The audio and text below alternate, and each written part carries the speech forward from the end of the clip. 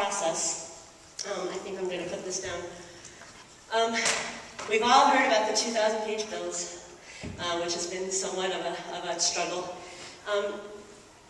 Congress started about 2 years ago, actually, figuring out how to significantly change our healthcare system to get more people coverage, to stop health costs from going up every single year, and they doubled in the last 10 years, and to strengthen and improve our public programs, Medicare and Medicaid.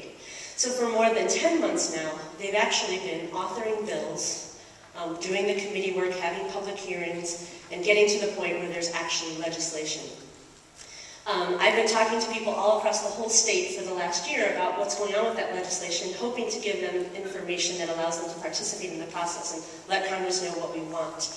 At this time, healthcare reform legislation is sitting on the 1-yard line. All of the committees that needed to act to create legislation that changed how insurance companies operate, strengthened Medicare and Medicaid, changed our affordability rules, all those committees finished their work by pretty much October, November. And then, as you probably heard, the House of Representatives passed a bill, a complete health reform bill that addressed many things. And then the Senate, over Christmas, on Christmas Eve, passed a bill out of the Senate. What happens when the House and the Senate pass bills that have differences is it has to go to a conference committee. The leadership of both the House and the Senate have to sit down and say, what can we agree on? What can stay in these bills that will actually pass and get to the President to sign into law and make these changes? We were in conference committee just beginning, when Congress went back into session, when the election that happened in Massachusetts created a significant shift. In the Senate, the majority party, the Democratic Party, along with a couple of independents, had 60 votes in favor of health reform legislation, which meant it could go forward and not be filibustered, not be blocked. That election has changed it. And that means that there is very little chance that a conference committee bill, a bill negotiated on by the House and the Senate to move forward, can actually pass out of the Senate, and it has to. So that has significantly changed the strategies of what's going on.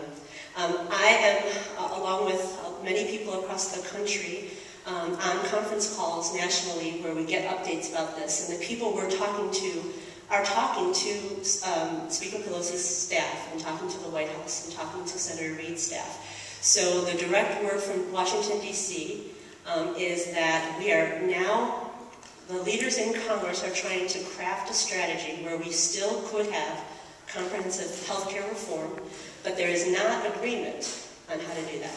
So we're in kind of where we were maybe 9 months ago, when we didn't know if health reform would happen or not. But the one thing for folks who would like to see changes in our healthcare system of the kind that Congress has been crafting, if you believe that health reform is dead, that is false. That is a lot of media spinning, and those are the headlines we're seeing based on kind of one statement that one person might make. And we do still have the chance to achieve comprehensive healthcare reform this year, depending upon how we act.